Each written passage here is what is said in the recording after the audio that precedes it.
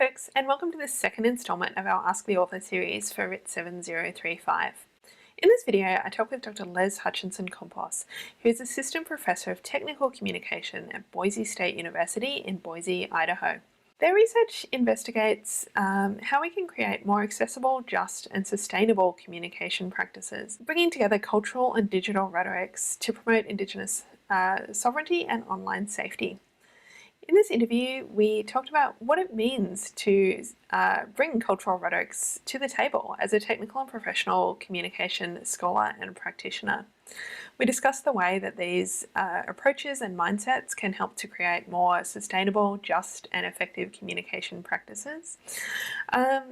We talked about strategies that you can use to keep yourself and your community safe online, as well as how you can advocate for change and more just practices in your communities and workplaces.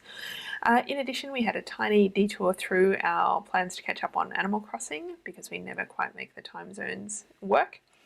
We had a really wonderful time talking through the questions that you submitted, and I'm very confident that you'll get a lot out of Dr. Campos's work. Enjoy. All right, cool. All right, Liz, well, thank you so much for agreeing to join our class this week. Can you start by giving us a quick introduction to yourself and your work? Sure. My name is Les Hutchinson Campos. I'm currently an assistant professor of technical communication in the English department at Boise State University in Boise, Idaho, in the United States. Really in one of those flyover states, but it's actually really beautiful here. We're near Yellowstone and lots of mountains. It's breathtaking, honestly. I'm a very interdisciplinary scholar in that I kind of do work all over the place, but primarily what I say about who I am is that I research, learn, and teach at the intersections of cultural and digital rhetorics. My phone's going off. No, go ahead. Do you need to? Folks You need to get that. folks are playing Animal Crossing. Oh.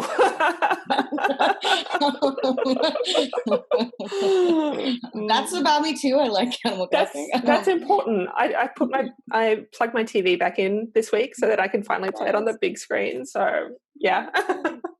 We have to connect on there. It's cool. Absolutely. So I work at the intersections of cultural and digital rhetorics, particularly in the cultural uses of technology within Indigenous and Chicanx communities. Chicanx is a very specific sort of identity, one that I have, in that we don't recognize the border between Mexico and the United States, and it's a very sort of less racialized and more political identity, sort of radical and resistant to colonialism and that sort of thing. To be honest, I never intended to study technical and professional communication. My bachelor's degree is in literature, and I was really interested in critical feminist theory, and I was looking to study that for my master's. I was looking at programs all over the United States. I ended up staying at the university where I earned my bachelor's degree, mostly because of money. And I earned 2 degrees there, one in critical theory and the other in rhetoric, where I was studying anonymous and online protests, which is what you can see from my article, a little bit of that. I went through that program pretty quickly, just 2 years in and out. It was grueling, but we'll be nice and say it was quick. And after graduation, I took a job in rural Kansas, which is also another flyover state in the middle of nowhere. There I was assigned 2 classes per semester teaching professional communication, and I kind of had no idea what I was doing. I taught research and I taught preparation for folks' careers, but I didn't understand that that was technical and professional writing at the time. It wasn't until I was in my PhD program a year later at Michigan State University when I had to take a theory of professional writing course. And I was sitting there like the first few weeks going, oh, I've kind of been doing this whole time. And I was a little frustrated. I was like, I wish I had known that and folks had like talked to me and like helped me frame that, because I think I would have felt more connected to the work that I do now. But now that I'm involved in tech I just sort of get it. But yeah, there was a big sort of learning curve and leap there. Yeah. Yeah. That was me too, actually. I didn't, people explained to me that I was doing rhetoric and tech comm on my PhD recruitment visits. They just like set me up with these meetings like, oh, I see. Okay. Yeah. Do I do that now? Right. Yeah, it's weird how everyone sort of refers to things differently depending on where you are. Yeah. Yeah. Yeah. Cool. All right. So several students asked about the question in your conclusion. So in that section, you asked us, what if we looked at and thought about how personal information is valued in other cultures? And there were some requests for examples and reading recommendations, and we'll do a little bit of that in class next week.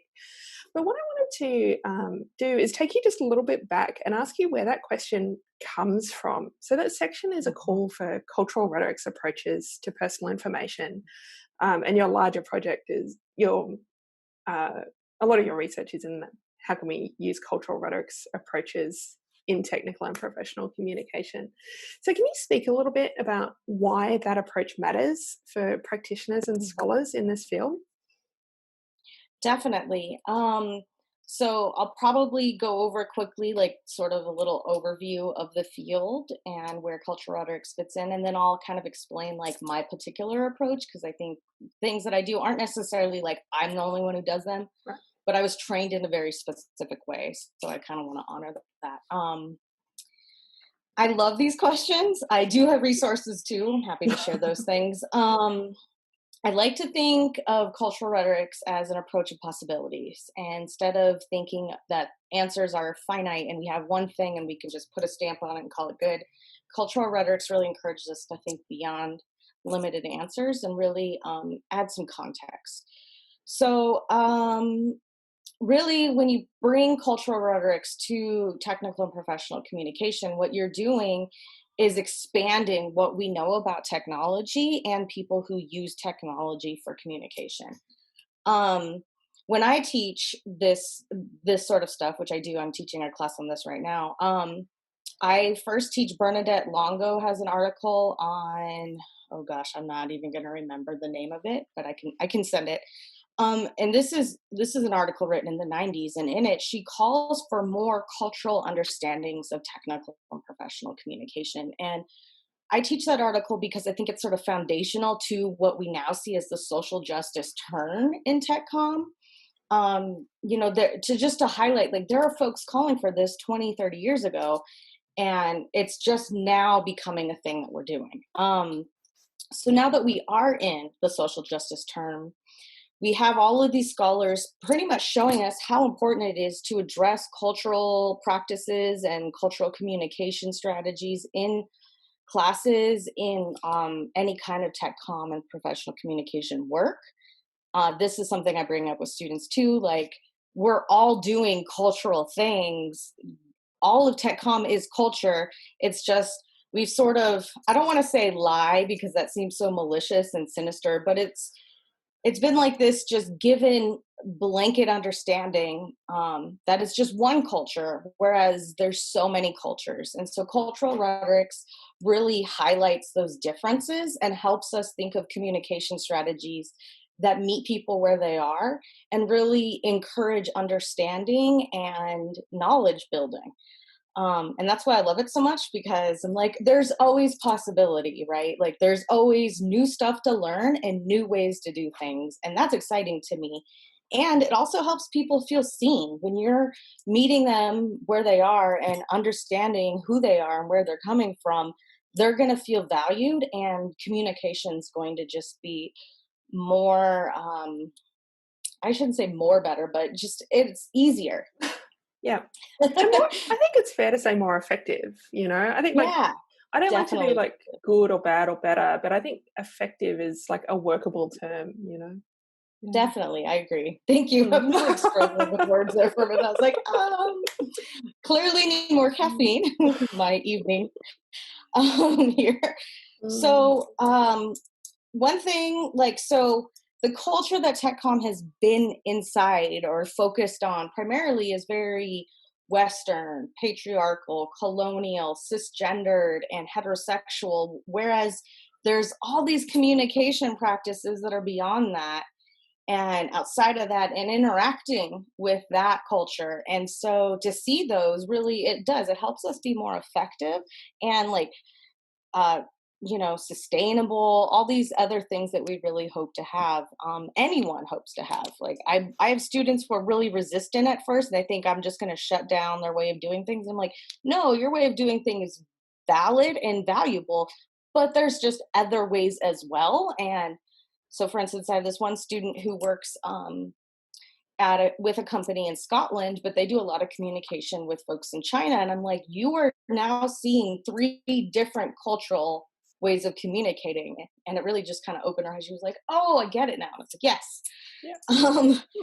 So yeah, cultural rhetorics work is really just about recognizing that we all have different communication practices and thinking of strategies that support everyone communicating on their own terms while also having understanding at the center of that. Oh, I should talk about my approach to cultural rhetorics. I promise that. So the specific training I received in cultural rhetorics comes from my mentor, Malia Powell, and some scholars that she worked with to start sort of the field of cultural rhetorics. So I was very lucky in that the program I was at Michigan State University is sort of the place where this all began. We started the first cultural rhetorics conference. We have a cultural rhetorics journal there now. And I say we like I'm still there. I'm not there any longer. But um, in cultural rhetorics, we use four sort of frameworks or four strategies that create a framework for cultural rhetorics, and that is storytelling, constellating, relationality, and decolonization. They're very like heavy terms with lots of meaning, but I'll just sort of gloss over them. So storytelling is the belief that everything that we do as humans is in the creation of stories. And so really valuing narrative and storytelling. And since all of y'all are like creative writers writing literature and studying literature, you understand that, right? Stories are who we are. And so it really puts that front and center. Constellating is the practice of putting different stories that may not seem like they go together in a constellation, right? Like the sky. And really, instead of seeing like, oh, this one story is this, and then this other story is over here, they're connected. And what does it mean when we connect these two different stories or two different ways of knowing and knowledge together? What do we learn from that? Mm-hmm. And it doesn't need to be two, it can be many. And so relationality is that practice of taking your constellation and putting things all together to really see what you can make out of it. And then last, decolonization. This is, again, a very heavy term, but decolonization primarily means returning land and back to indigenous communities and indigenous nations, while also recognizing indigenous sovereignty. So decolonization is not so much like a practice, like you can't just do a thing and I'm decolonizing this, but rather it's sort of the project or the goal of doing cultural rhetorics work is really everyone gets free. Like, what does freedom truly mean is having agency over being yourself and sustain your culture. So yeah. That's cultural rhetorics, as I know it. Yeah. All right. So that relational key term, I think, comes to our next question. So in that same section in the conclusion, you suggest that we consider a scenario where we think of our personal documents as communal. And for me, reading that, I see it as relational. Working. Maybe not exactly as a synonym, but like in that ballpark, right? So Totally. Can you sketch out for us what assumptions would need to change for us to understand individual information in this way? And can I give you the double-barreled version of it? So what are the implications for dominant ideas about privacy and confidentiality? I can, yes. So I think I might not have been as clear about the implications for dominant ideas about privacy and confidentiality, but those are certainly like this sort of vulnerability to be doxxed and to have our information used in ways that cause us harm. Like if it's like phishing, and that's PHISH, and then what is it like when people steal your identity Mhm. theft? There it is. Yeah. Those are the biggest implications. And depending on where you live, like that can be like identity theft can be a very traumatic and grueling experience to sort of remedy. And so I like there's a lot of harm in it. People are harmed by doxing regularly. People have to go into hiding, witness sort of protection kind of Mhm. stuff. It's scary. I've been doxed a few times, as I talk about. But what I think what I'm offering is this the sort of failure in this book chapter is that I don't clearly mark things that we can do. Part of that reason is because I want everyone to sort of like work together to think of these things, sort of practice that Yep. relationality and communal knowledge making to think of solutions. But one thing that I sort of go to in thinking about this is what Indigenous communities do. And so, in many Indigenous communities and like nations and tribes, like information and identity aren't individual things in the way that Western colonial cultures see them. Like, we're not just like these individual people, but rather part of a community, really seen like an integral part. Like, we still have like specific things that make us who we are, but we're also our identity is tied to our community Mhm. and our ancestors and our relations and all of that. So indigenous worldviews really believe that people live in relation with everything in the cosmos. I mean, everything living, everything that has lived, everything that will live, and even things that aren't necessarily alive, like rocks and sand Mhm. and water. Um, and knowledge and identity are seen in through that view. Um, so what would need to change is really those of us who are raised in these like sort of Western cultures and societies, we have to change how we see privacy and identity completely to remove ourselves from this sort of vulnerability that we have. It's not easy work. Again, that's why I was a lot like, oh, and here's a solution. There we go. Um, but another thing that I like to use as sort of a reference is copyright scholar Michael Brown noted that many indigenous nations have a completely different view of intellectual property than Western societies as well. And these things sort of relate. So, art, stories, histories, literature, practices, all these things are owned, to use like this not perfect Western term, right? By all the people within an indigenous nation, tribe, or community together. Like it's shared Mhm. ownership, right? And so, like, not one person can go, "This is my story. I've printed it. I have copyright over it." Rather, it's like the whole tribe has to like agree, "Yes, we will share this thing." Yeah. And privacy and identity work the exact same way. So they would view like if someone was doxxed in an indigenous community, the whole community has then been doxxed, right? Or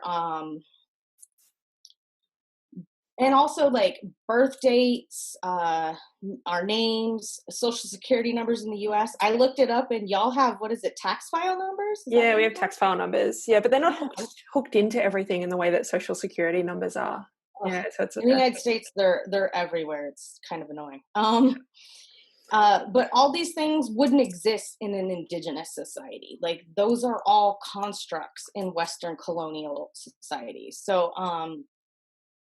you don't have those. You're not as vulnerable because your identity is communal or sort of not valued in the same way, right? Like who you are and your contributions to your community are the biggest facets of your identity, rather than like these abstract numbers yeah. associated with you. So yeah, I really believe like that is one way to like rethink this, or just Mhm. stop collecting it. Like, why do we have these things? Yeah. There's a case going on right now in Australia about wage theft from Indigenous people, Mhm. and currently they are doing a last call for people to claim their stolen wages, but they're missing 2,800 people because they're asking for forms of identification that aren't readily available in those communities, and also looking at communities that are quite isolated and just kind of can't quite fit into that mold, right? So that sense of what kind of personal information is required is so much coded into these dominant power structures. Absolutely. And, if you really want to sort of interrogate those things, then it's racist, right? Like, because it really values a certain culture's belief of identity, this like sort of individualism and all those things, rather than at the heart how people in other communities are living. Yeah. And recognizing that as valid. Exactly. Right. Yeah. My sunlight is very I'm gonna fix my it just moved. Yeah. Well, it starts to come in low in the evenings. Yeah, 8:30 in the morning here. But my that does that to me in the afternoon here. I'm kind of blind now. It's all good. I can still read. All right. Okay, so you suggest that we should be making changes in how our data is used in the places where we have power. And you talk about classrooms, and I read this yesterday, but I've forgotten, maybe workplaces. Can you give us some concrete examples of what that might look like?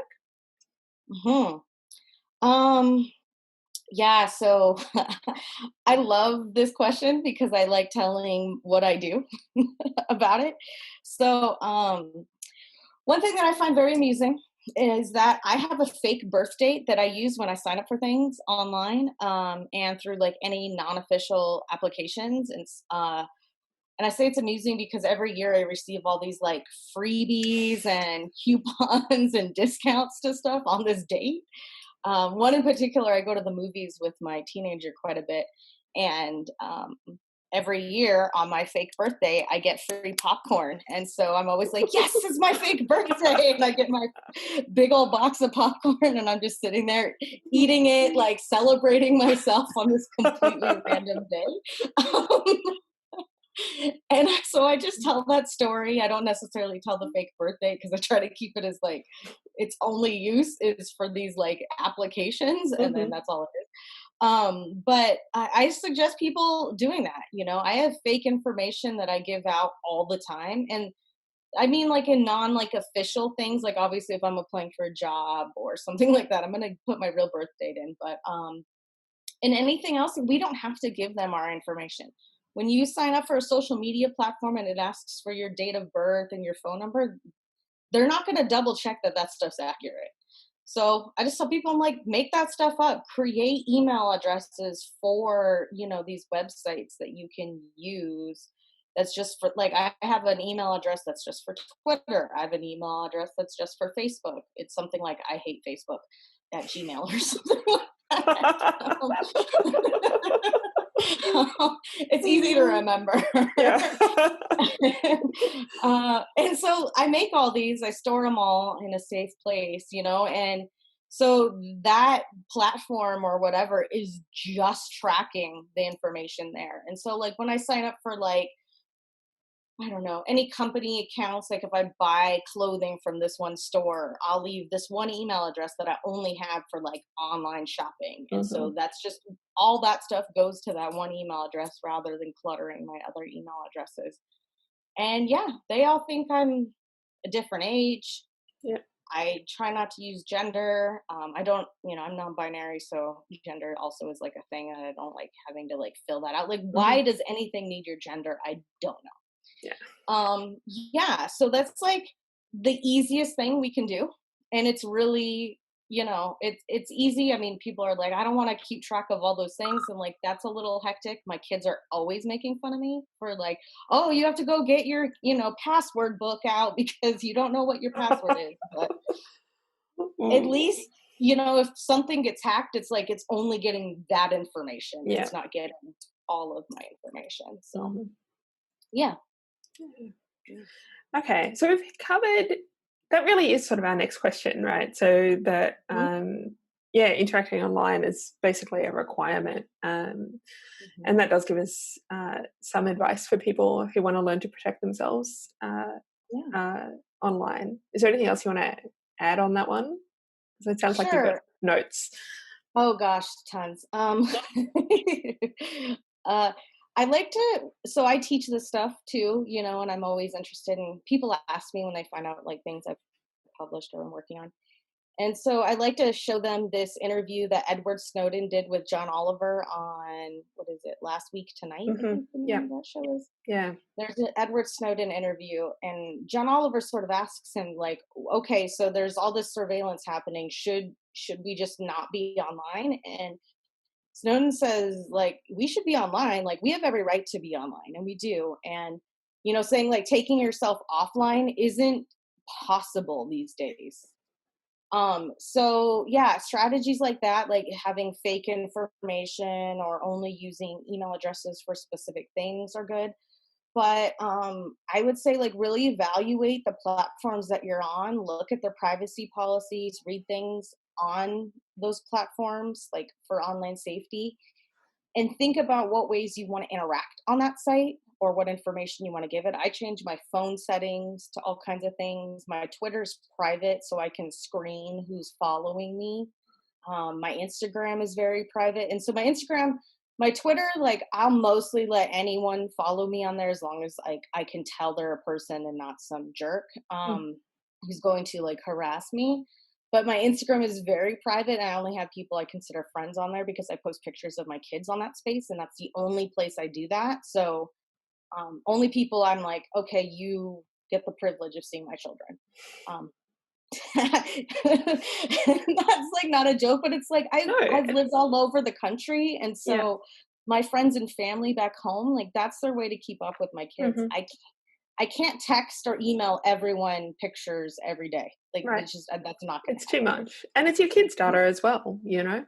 Yeah, Yeah. and I also have conversations with my children about privacy all the time. So my kids are very aware of things. Even so, I have a 5-year-old, and that child is aware of things when they were 3. Of like, oh, mom, I don't want that on Instagram, and I'm like, okay, I won't put it on there. And so, like, even if I am going to post a picture, I ask their permission Hmm. first, and really am modeling to them like consent and information, right? Because I think that's the biggest thing. I'm always getting in fights at like gatherings where people are just taking pictures of us, and I'm like, do not put that on Facebook. Don't. Yeah. They're like, whoa, so now people know me. There's like the have to ask less first if this picture's okay. Good. um, Um, so yeah, just to evaluate what mm, you are comfortable with and know that. And also be willing to say to yourself, like, it's okay if your feelings change. Something happens and you want to change something, change it, and the unfortunate thing is things will like people will pull up things online about us and use them against us. And so, like, oh my gosh, that person was partying, not recognizing that like everybody parties pretty much, like yeah. so depending on where you are and the cultural practices, like just make adjustments. Yeah, Yeah. you know, have agency. It's your stuff. Yeah. I'm so glad you brought up reading privacy policies because we're actually doing that in class next week. We're doing Yes. Blackboard and the university's privacy Oh my policies side gosh. by side. Yeah. Yeah, and we're reading Estee Beck's Subverting Hierarchies piece. So Hmm. one of the reading response questions was, how does UQ measure up from a cyber feminist perspective? And I'm so excited. Yes, I'm Yeah. excited too. I really wish I was in your class. Oh, it's going to be a good week. Mhm. Okay, so that sort of covers individual actions. Can you Hmm. suggest strategies for students who want to promote more just practices in their workplaces, which often are quite resistant sites? Hmm. I love this question. A student asked me this question one of the first times I ever taught about privacy and surveillance in a class. And I sat there and went, oh my gosh. Like, it didn't even occur to me that I would care about that. And I don't mean that like it was my bad. Like, I should have thought about that, right? And I guess I was taking for granted the fact that I can research this and talk about it in my own work. But yeah, a lot of times company cultures aren't really privacy oriented. And so and I would never suggest that someone don't bring up stuff if you're in a position where people are going to use that against you. If you don't have a lot of power in a place, I don't suggest like going in and just trying to shake things up unless you're just like, fearless, and yeah, go for it. um but yeah, like I said, modeling, letting people know like where you stand personally is like a really good way to like, because all the time I'll like say, yeah, I don't want stuff on Facebook and for these reasons. And then folks go, oh, I didn't know Facebook did that. And I go, yeah, and then we have a conversation. And they're like, oh, I'm going to change things. And that's not everybody, but at least like they have information now. Hmm. So I'll do that. I mean, I've been being called Captain Planet since I was a kid too. So I'm just kind of used to this stuff.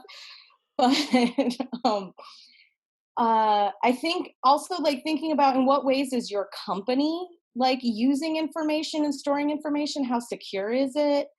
Um, you know, all those things like are the technologies that you're using, like you're all going to look at Blackboard. How secure is Blackboard? How easy is it to hack into the sort of infrastructure that y'all are using? And see if you can have those conversations and just be curious, instead of like putting people on the spot. Like, for instance, my teenagers, middle school here, so they're like the time they were, gosh, 13. Um, their PE teacher would take pictures of all the kids in physical education and post them to this public Instagram. And like, we're in fifth period. Here's where the kids are outside on the soccer field. And I'm just like, what are you doing? Like, anyone can see where children are and just like come and pick them up.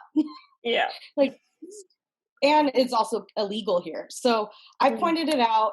I emailed the teacher. The teacher thought it was no big deal. So then I went to the principal. The principal also thought it was no big deal. So then I went to the board of education. They didn't think it was a big deal. And I was just like, am I the only one who cares about this? They finally changed it so the Instagram is private. But I had to sign all these waivers so that my child's pictures weren't on there. And it was like, well, the parents read the like clause in the handbook. I'm like, first of all, no one's probably reading the handbook. Yeah. Second of all, like, you should default privacy and then opt in to being like having your information shared instead of the other way around. Um, and most of the time, this ends up being conversations around consent, which is very difficult to have sometimes when Hmm. people don't see any problem with it. I mean, the number one thing I get when I tell people I do surveillance, they go, oh, I don't know why anyone cares about that. I have nothing to hide. Right. And I'm like, me neither. But also, you don't realize, like, right? Like, something that can change at a moment's notice. Say you say something online and it blows up, and the next thing you know, you have death threats and people are finding out where you live. And you could have not meant the thing that you said or was joking, but it was taken out of context or whatever, right? And so we don't have anything to hide, but I think it helps to like really think about in what ways can that our information be exploited and frame it like that, like as risk assessment rather than like we're doing things wrong. Just like, hey, let's think about in what ways could we be vulnerable and like sort of make changes to fix that. Yeah, I think about this sometimes as like not what is there to hide, but what is there to protect and to care for. We read Mhm. last week. We read Sam Drager's Dialogic Codes of Conduct, and all about like how are you positioned within your company, and what power do you have to make change. And of course, all of Love these that. harms are so disproportionately felt by marginalized people. So, like, I'm going to give you like another local example. Obviously with COVID, all our health officers are suddenly incredibly visible, and in our Mhm. state, we've had a very effective COVID response. We've got like uh, six active cases, and yeah, That's um, amazing. yeah, in like That's how many we get in a day here I know. in just my city. Um, yeah, we had, there are states here that have had no transmission for months. Um, and so our local chief health officer is a woman, and she has had just like, death threats and doxing and really awful experiences. But the male health officers in other states are like folk heroes, you know, even overseeing, well, I'm not going to say like less successful because the whole situation is impossible, right? But, you know, those responses have just been really markedly different. And it does come down to marginalization and power and, you know, how visible and public you are. Absolutely. Absolutely. It's just the fact, you know, the way it is.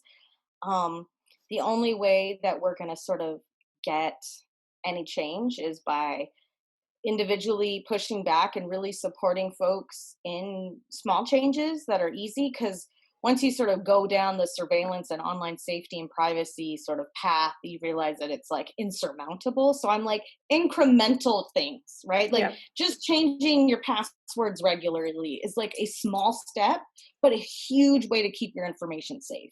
You know, doing those fake information, that's another great sort of way to really just protect yourself, and then teaching other people. And that's really at the heart of what I do. Is I run like free workshops, or I'll like say, hey, download Signal, and they're like, what's that? I'm like, it's this, you know, secure texting app. But by the way, no international fees when you text through Signal, so bonus. I like text folks in other countries all the time using Signal. Texting Britain and Canada, and highly recommend. And it's safe. I mean, so just like there's little things that we can all do, and sort of just like adapting it to our culture in small ways, like incremental change, just trusting like one little thing. To build towards those larger cultural shifts. Awesome. Also makes you feel better instead of like the swirling, like everything is surveilled. I've been there. It's not a great place to be. I think a lot of students recognize that and saw some of their own experiences in your chapter. So oh, that's both great and also right, like exactly, that's how I felt every time I opened one of these lists of questions. I was like, oh yes, but no. But also sharing your story, like, because I'll tell people, I'm like, I don't have anything to hide either, right? I'm not like doing illegal stuff, but, you know, here are ways that I've been vulnerable. And they're like, oh, I didn't even think of it like that. And you're like, so like, hey, you know. And it hooks all the way back into our key terms from cultural rhetorics, that storytelling is knowledge production and knowledge sharing and community building, right? Yes. Absolutely. Stories are always the way. Always. When all else fails, tell a story. Even if you're like, I don't know the point of the story, don't tell them that. Just tell them the story and walk away. Let them figure it out. Right. They'll take from it what they need, right? All right. So our last question here. Can you give us a bit of a preview of what it is you're working on at the moment, what we have to look forward to from you? Too much, unfortunately, and fortunately. I'm working on publishing some things for my dissertation, where I really spent time learning from Indigenous and Chicana women how they stay safe in online spaces. So I'm always like the teacher person, but I was like, what would it, I wonder if I can learn stuff from others. So using storytelling as sort of the main method there. So I'll be publishing things on that. I'm also working on a large research project that'll take at least 5 years, but I'm starting, and I'm writing my first book in that.